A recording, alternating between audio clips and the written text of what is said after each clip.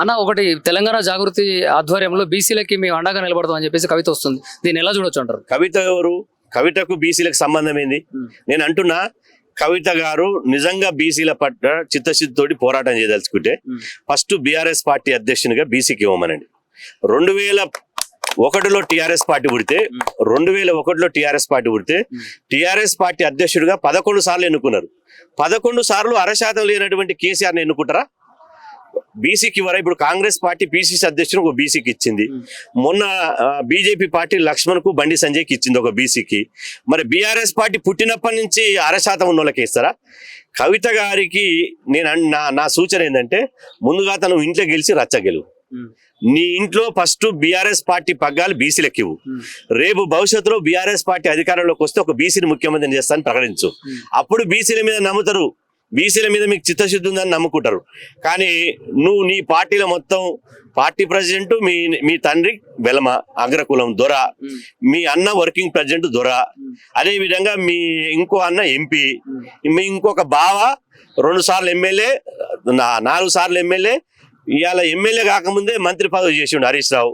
అంటే మీ పార్టీలో 0% లేనటువంటి వాళ్ళు 4 వెలుమలు ఉంటారు.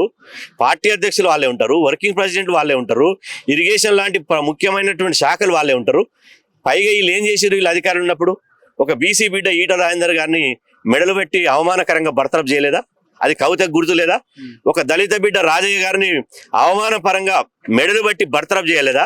బీసీ ఎస్సీ ఎస్టీలను బర్తరఫ్లు చేసి బీసీ రిజర్వేషన్లు, పంచాయతీరాజ్ రిజర్వేషన్లు, నేను అంటున్నా కవిత వైఖరి ఎట్లుందంటే, రాత్రి ఓడిపోయి ఆ హత్య చేసినట, ఆ రక్తము మరకలు కడుక్కొని పొద్దుగాల పోయి దండేసి సంతాపం తెలుపుతున్నట.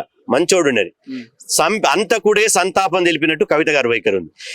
రిజర్వేషన్ తగ్గించింది మీరే కదా, బీసీ ఎస్సీ ఎస్టీ మంత్రులను బర్తరఫ్ చేసింది మీరే కదా, పూలే విగ్రహం పెట్టింది మీరే కదా, ఒక పార్టీ అధ్యక్షునిగా బీసీకి ఇవ్వండి మీరే కదా, 10 సంవత్సరాలు దళితుని ముఖ్యమంత్రిని చేస్తానని చెప్పి మీ నాయనే ముఖ్యమంత్రి అయింది కదా, భవిష్యత్తులో కూడా బీసీని ముఖ్యమంత్రిని చేస్తా, బీసీకి పార్టీ అధ్యక్షిస్తానే అని చెప్పని సామాజిక న్యాయం అనే మాట లేనటువంటి పార్టీలో ఉండి బీసీలకు రిజర్వేషన్ కావాలి, నేను రైల్లోకి చేస్తా అంటే మేము అమాయకులమా, పిచ్చి పులేయలమా, ఎర్రి వెంగలప్పలమా నమ్మడానికి? ఇవన్నీ ఆటలు నడవై, ఈ డ్రామాలు, ఈ సర్కస్ కంపెనీలన్నీ బీసీల దగ్గర నడవై. బీసీలు కవితను 100% నమ్మే పరిస్థితి లేదు.